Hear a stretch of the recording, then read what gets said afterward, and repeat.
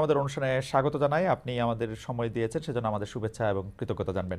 আমাদের সাথে আরও থাকছেন জাতীয় নাগরিক পার্টির জ্যেষ্ঠ যুগ্ম আহ্বায়ক শারমিন। সামান্তা শারমিন, আপনাকেও আমাদের অনুষ্ঠানে স্বাগত জানাই। আপনি আমাদের সময় দিয়েছেন, সেজন্য শুভেচ্ছা ও কৃতজ্ঞতা।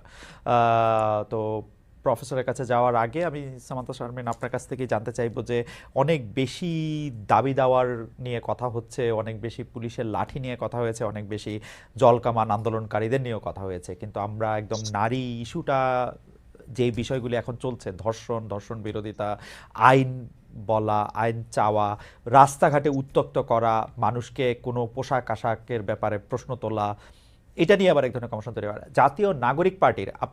আমি আর তালিকা লম্বা করলাম না, আমি একদমই বলি নারীর প্রতি দৃষ্টিভঙ্গির বিষয়ে জাতীয় নাগরিক পার্টির সুস্পষ্ট অবস্থান কি, মানে আমরা এই ব্যাপারে আপনাদের চিন্তাটা কি? ধন্যবাদ খালেদ মহিউদ্দিন ভাই। আপনার মাধ্যমে আপনার অনুষ্ঠানের সকল দর্শককে সালাম ও শুভেচ্ছা জানিয়ে শুরু করছি। সেই সাথে আমাদের সকলের যে কেন্দ্রবিন্দু, মনোযোগের কেন্দ্রবিন্দু গত কয়েকদিন ধরে যিনি ছিলেন, আসিয়া, উনি আজকে ইন্তেকাল করেছেন এবং উনি একটি দীর্ঘ সংগ্রামের মধ্য দিয়ে তার দেহাবসান ঘটেছে। এবং আমি বলবো যে এটা একটা কিলিং। এবং তার বিধি আত্মার মাগফিরাত কামনা করছি। সেই সাথে আর কোনো বোন যাতে বাংলাদেশে এইভাবে ধর্ষিত না হন, কোনোভাবে বিব্রত না হন, কোনোভাবে হ্যারাসমেন্টের শিকার না হন, সেটার একটা আশা জানিয়ে আমি আমার বক্তব্য শুরু করছি।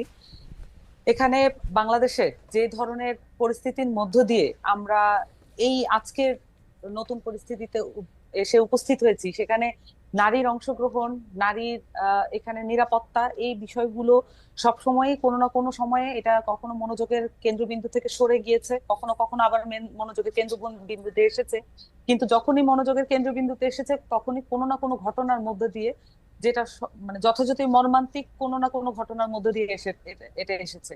কিন্তু আমরা আমাদের জায়গা থেকে আমরা আমাদের পার্টিগত অবস্থান বলেন এবং সেই সাথে অভ্যুত্থানের মধ্য দিয়ে যে নতুন নিউ ফাউন্ড রিয়েলাইজেশন আছে, সেটার মধ্য দিয়ে আমরা আসলে নারীকে তার যে পলিটিক্যাল যে স্ফিয়ারে তার যে আবর্তন, সেটাকে আমরা যেভাবে একনলেজ করি, সেটার ব্যাপারে যদি আমি একটু বলতে চাই যে বাংলাদেশে প্রত্যেকটি মানুষের বিপক্ষে লেলিয়ে দেওয়া হয়েছে এবং সেটার একটা একটা সুচারু মেকানিজম বাংলাদেশের মধ্যে আছে। এবং সেটার মাধ্যমে প্রত্যেকটি মানুষের বিরুদ্ধে প্রত্যেকটি মানুষকে মুখোমুখি অবস্থানে দাঁড় করিয়ে দেওয়া এবং এক ধরনের ভিলেন হিসেবে একে অন্যের কাছে প্রতিস্থাপন করার এক ধরনের প্রচেষ্টা এখানে আছে। সেটার মধ্য দিয়ে আসলে নারী যে গোষ্ঠী, নারী যদি একটা গোষ্ঠী হিসেবে, জনগোষ্ঠীর একটা অংশ হিসেবে দেখি, তাহলে নারীকেও এই অনেক পুরুষের সমকক্ষ, পুরুষের আহ অধীনে এই ধরনের আর্গুমেন্ট এবং আরো নানান কিছু দিয়ে নারীকেও পুরুষের মুখোমুখি দাঁড় করিয়ে দিয়ে দিয়ে দেওয়া হয়েছে। এবং সেইখান থেকে তার যে নাগরিক মর্যাদা, সেই বিষয়টাকে দূরে ঠেলে দেওয়া হয়েছে।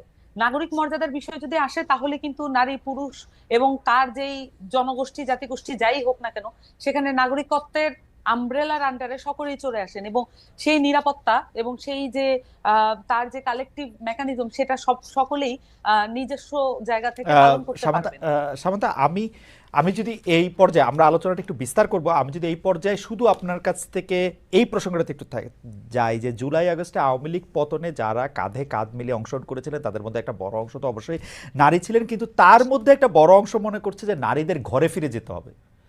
শুরু হয়েছে মোরাল পুলিশিং, নানা রকমভাবে বলা হইতেছে যে এইটা করা যাবে, এইটা করা যাবে না। জাতীয় নাগরিক কমিটির কি এই ব্যাপারে একটা সুস্পষ্ট অবস্থান আছে যে আসলে বাংলাদেশে মেয়েরা কিভাবে চলবে, কিভাবে ফিরবে, কি করবে, সে ব্যাপারে কি আপনাদের কোনো মানে আলাদা দৃষ্টিভঙ্গি আছে যে এইভাবে করতে হবে, অবশ্যই, চলতে হবে? সেটা কিরকম যদি একটু অবশ্যই। বলতেন। এখানে আমরা আমরা বারবার একনলেজ করছি যে এই অভ্যুত্থানের মধ্য দিয়ে আমরা চারটি ধাপে আমরা যদি দেখি যে অভ্যুত্থানের মধ্যে নারীদের অংশগ্রহণ কি মাত্রায় ছিল।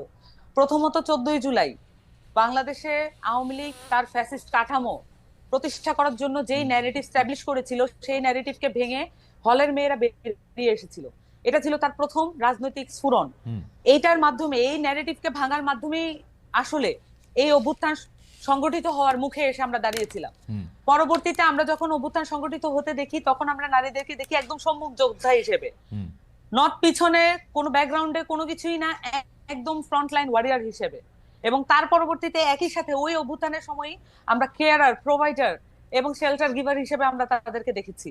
এবং এখানে এখানে আমরা এখন পর্যন্ত 3টা ভাগ দেখলাম, কিন্তু অভ্যুত্থানের পরে অভূতপূর্ব ভাবে আমরা দেখেছি যে যেই নারীরা সম্মুখভাগে যোদ্ধা হিসেবে ছিলেন, কেয়ারার, প্রোভাইডার ছিলেন, তারা নিজস্ব ট্রমাটাইজিং যে জায়গাটা তার ছিল, আমরা সকলেই এক ধরনের ট্রমাটাইজিং জায়গায় ছিলাম, কিন্তু আমাদের বাংলাদেশের নারী শিক্ষার্থীরা এবং অনেক ক্ষেত্রে বয়স্ক এবং গৃহিণী নারীরা ঘর থেকে বেরিয়ে এসে তারা এই যে আহত সমতা এবং শহীদদের লিস্টটা করেছেন, আমি একটু শেষ করি জি জি খালেদ জি খালেদ ভাই, হ্যাঁ তারা লিস্ট গুলো করেছেন এবং তাদের ট্রমাটাইজিং যে এক্সপিরিয়েন্স সেটাকে উতরে গিয়ে তারা এই লিস্ট গুলো করেছেন। তাদের সাহায্যেই বেসিক্যালি এখন যে রাষ্ট্রীয় পদক্ষেপে যে লিস্টটা করা হচ্ছে, তাদের যে বেসিক স্ট্রাকচার ছিল সেটার উপরে দাঁড়িয়ে কিন্তু এটা করা হয়েছে।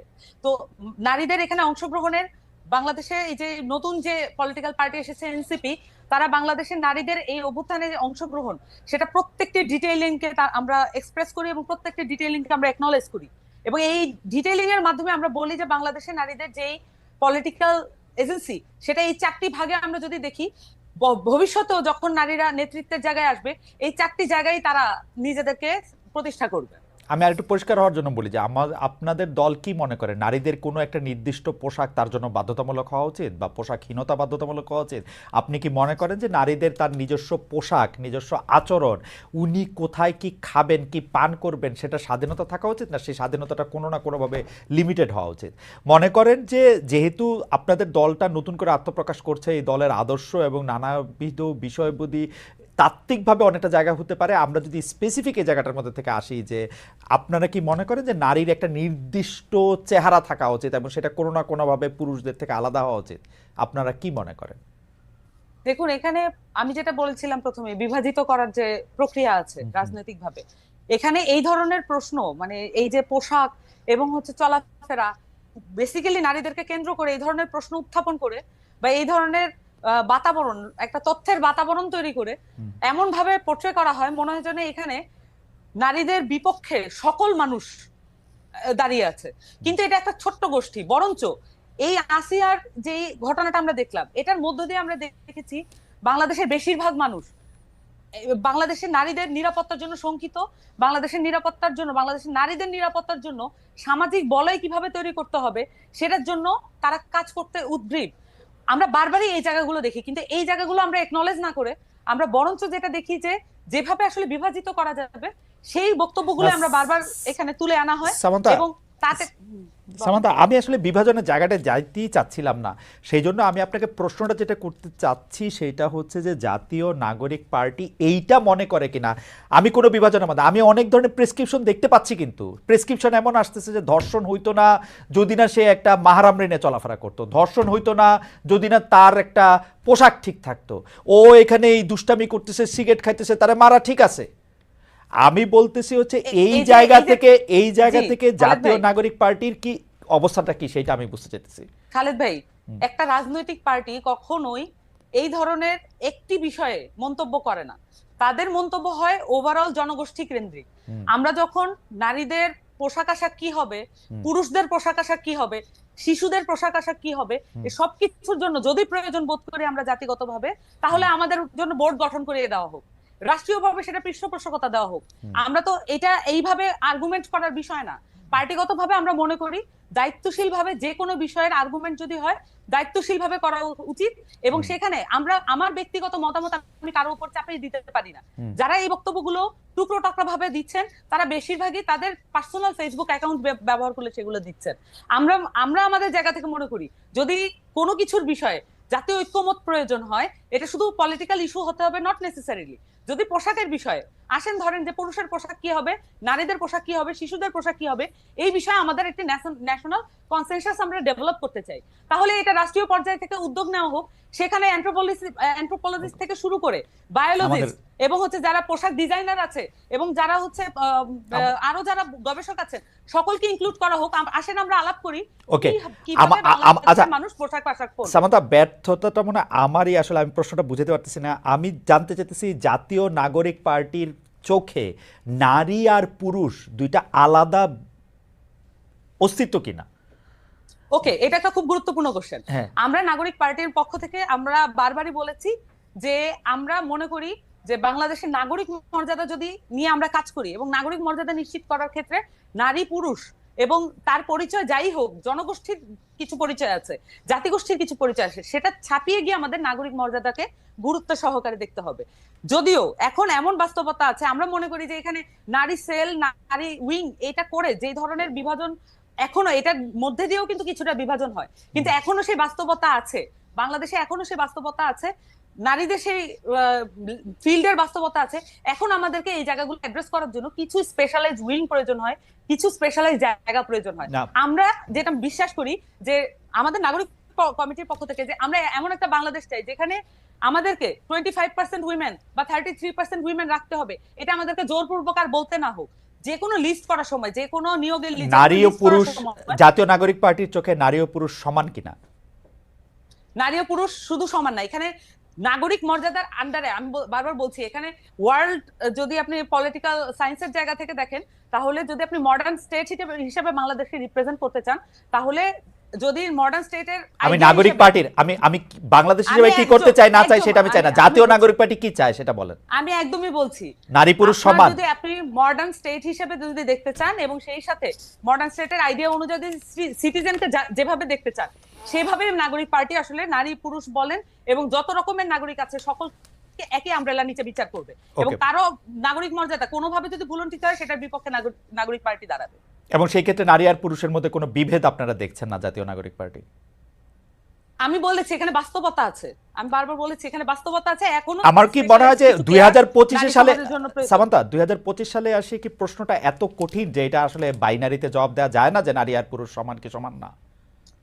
ভাই আমি এটা বাইনারি পলিটিক্স এর মধ্যে আজকে 53 বছর ধরে আমরা আছি, বাইনারি পলিটিক্স এর মধ্যে আমরা 53 বছর ধরে আছি। আমি আপনাকে প্রশ্ন করেছি নারী আর পুরুষ আপনি সমান দেখেন কিনা আপনার পার্টির চোখে? এই বাইনারিতে আপনি আসতে পারবেন না, এই বাইনারিতে আপনি আসতে পারবেন না। এবং এইসব জায়গা থেকে কখনোই বাইনারি ভাবে যে কোনো উত্তর দেওয়া দায়িত্ব জ্ঞানহীনতা। আচ্ছা ঠিক আছে, তাহলে আপনি বাইনারিতে না দিয়ে আপনি টারশিয়ারি ভাবে দেন যে নারী আর পুরুষ আসলে সমান না, নারী আর পুরুষ সমান। আমরা এই জায়গার মধ্যে সেভাবে দিয়েছি, আমি বলেছি যে কনসেপচুয়ালি নারীকে আমরা কিভাবে দেখি এবং আমরা তার মর্যাদা নিশ্চিত করার জন্য কি ধরনের পদক্ষেপ নিতে পারি। আমি আপনার উত্তরটা বুঝতে পারি নাই, আমি আবার আসবো আপনার কাছে, আপনি সমান বলছেন কিনা সেটার ব্যাপারে আমি আপনার কাছে জানবো, আমি আবার আসবো আপনার কাছে। সামান্ত আপনাকে ধন্যবাদ। আমি ডক্টর রেজওয়ানা করিম স্নিগ্ধা আপনার কাছে জানতে চাইবো যে জুলাই আগস্ট আন্দোলনে নারীদের বড় বড় ভূমিকার কথা বলি, কিন্তু তারপর দৃশ্যপট অন্যরকম। আমরা কিন্তু একদম স্পেসিফিকলি ডক্টর স্নিগ্ধা আপনি এইটা নিয়ে কাজ করেছেন, আমরা এটা নিয়ে অনেক কথা বলেছি। নারীদের মর্যাদার কথা এখন যারা বিরোধী দলে থেকে বলছে, বিশেষ করে আওয়ামী সমর্থক যাদের মধ্যে থেকে তারা বলেছে, সেই আমলেও আমরা নারীদেরকে নানাভাবে হেনস্থা হতে দেখেছি, নারীদের মর্যাদা আমরা ভুলুণ্ঠিত হতে দেখেছি, নারীদেরকে সবসময় আমরা একটা সেকেন্ড সিটিজেন হিসেবে দেখেছি। আমাদের একটা আলাদা একটা আশা ছিল যে নতুন রাজনৈতিক বন্দোবস্তে হয়তো বিষয়টা অ্যাড্রেস করা হবে, কিন্তু আমি জানি না যে সামান্তার বক্তব্যে আপনি আসলে খুব কনভিন্স হলেন কিনা।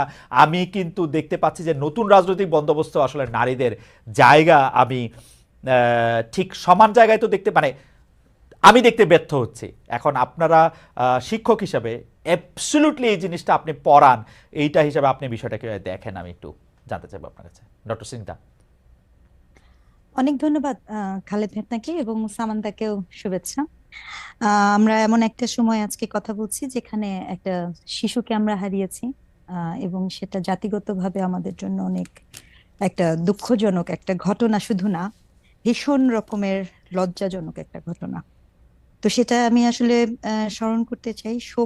এই শোকটা, যে শিশুর মা হারিয়েছে, তার সন্তানকে মা হারিয়েছে, তার প্রতি আমার অদ্ভুত রকমের একটা শোক হচ্ছে। সেখান থেকে কথাটা বলা শুরু করছে আর কি, যে এই 2025-এ দাঁড়িয়ে আমি বাংলাদেশে কেন, পুরো পৃথিবী, আমি এটা খুব স্পষ্ট করতে চাই যে নারীর প্রতি সহিংসতা, নারীর প্রতি অসমতার যে বয়ান, সেটা কোনো প্রকার ক্ষমতা কেন্দ্রিক বা কোনো রেজিম কেন্দ্রিক না।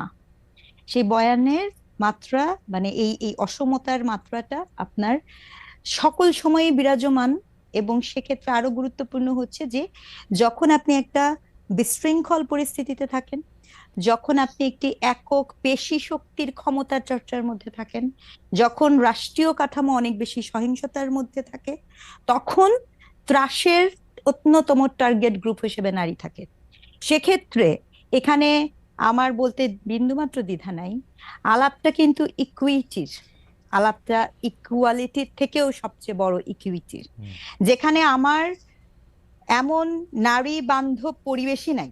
সেখানে আপনি প্রশ্ন করছিলেন সমান্ত দূরের কথা, কন্যা শিশু রক্ষার আন্দোলন হচ্ছে, সমান্ত দূরের কথা, যেখানে আমার আইন বিধি, আমার চিন্তা, আমার চেতনা কোনো জায়গাতেই আমি শতগুণ পিছিয়ে থাকি, সেখানে আসলে কোনো নয়া রাজনৈতিক বন্দোবস্তে এই কথা বলতে এত দ্বিধাগ্রস্ত হতে হবে, এটা আমার জন্য হতাশাজনক, একদম স্পষ্ট। না কিন্তু কারণ হচ্ছে ডক্টর স্নিগ্ধা, আমি আমি আমি একটু আপনাকে এই দিকটাও একটু দেখতে বলবো যে উনারা তো একটা পলিটিক্যাল পার্টি করবেন, উনাদেরও তো একটা বাস্তবতা আসে। বাংলাদেশের 90% মানুষ যদি মনে করেন পুরুষ নারী নির্বিশেষে যে পুরুষের একটা অবস্থান নারীর একটা আলাদা অবস্থান আছে, উনাদের পক্ষে তো এই উত্তর এই বাইনারিতে দেওয়া এত সহজও না। উনারা আজকে বলবেন যে নারী পুরুষ সমান, তারা যা ইচ্ছা তাই করতে পারবে, এটা করে তো তাদের তো পলিটিক্সটা তো করতে হবে।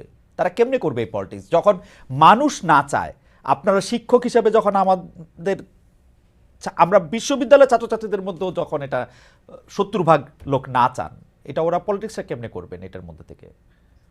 আচ্ছা, না দেখেন, আমি আবারও বলছি যে যা ইচ্ছা তাইয়ের গল্প না, গল্পটা হচ্ছে আমার অধিকারের গল্প, রাষ্ট্রপক্ষের কাছে দাবির গল্প। ঠিক আছে, আপনি পৃথিবীতে শিক্ষা ব্যবস্থা, সভ্যতা যদি সবাই পপুলিস্ট আচরণ করা শুরু করে, তখন কিন্তু সভ্যতা আগায় না। আর রাজনীতি কিন্তু, আমরা কিন্তু নয়া রাজনৈতিক বন্দোবস্তের কথা বলছিলাম, আমরা কিন্তু ওই বস্তা পচা পুরনো রাজনৈতিক